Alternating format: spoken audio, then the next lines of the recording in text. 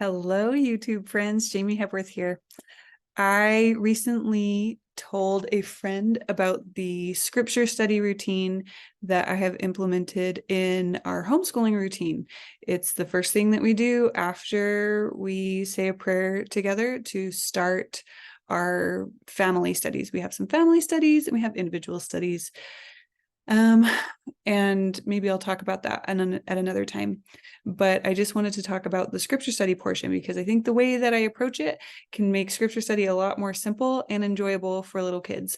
For the record, I have 5 kids and they are 3 to 12 years old. So there's quite an age range, and the attention span of my children is varied. Well, I'll say it that way, especially for the 3-year-old. Like the difference between how long the 12-year-old can pay attention versus how long the 3-year-old can pay attention, there's quite a wide gap.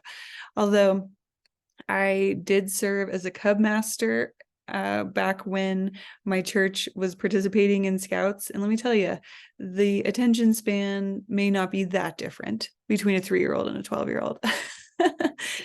Anyways, though, the point is, if we want to teach our children important things, then we should make it inviting and we should make it something that is enticing to them so that they want to participate instead of having it be a horrible fight.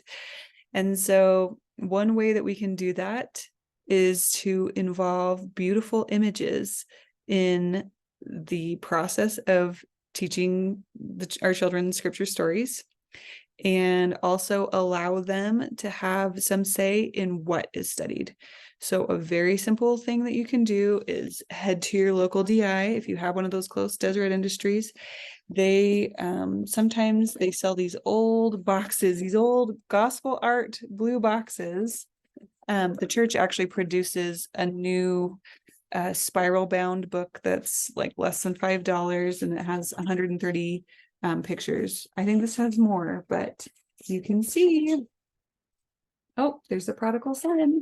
There's beautiful artwork in these boxes, right? And this is the betrayal of Jesus, right? Here's Peter's denial. Oh my goodness, why do I have all these betrayal stories?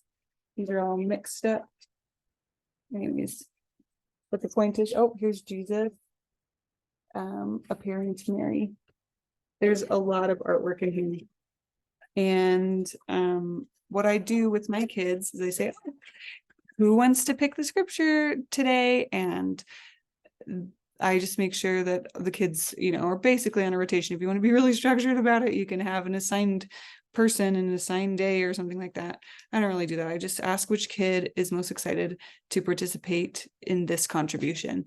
And the children look through the pictures. I have like a section where we've already gone through the stories, but they look through the pictures and they pick a picture and they pull it out and they say, oh, we want to talk about Elma.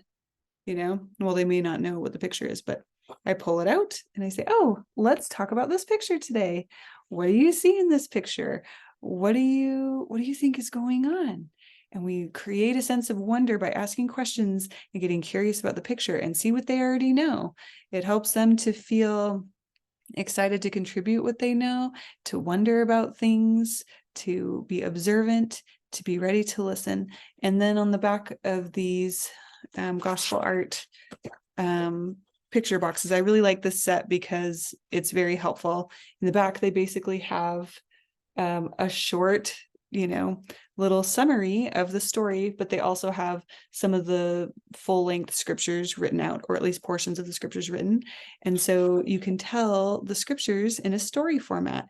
It's a wonderful way to keep little kids engaged and to teach them important stories in a way that will be appetizing to their little spirits. Kids need pictures. You can also do things like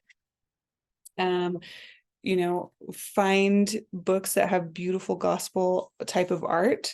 And like, this is a wonderful collection of images of Christ. Some of these are already in the gospel art book, not all of them though. And so there's a lot of new ones, and you can look through the pictures and talk about what's happening in them and talk about the stories that are associated with these pictures. Find beautiful art. I know that the church used to have, and you can probably find these at LDS-based thrift stores.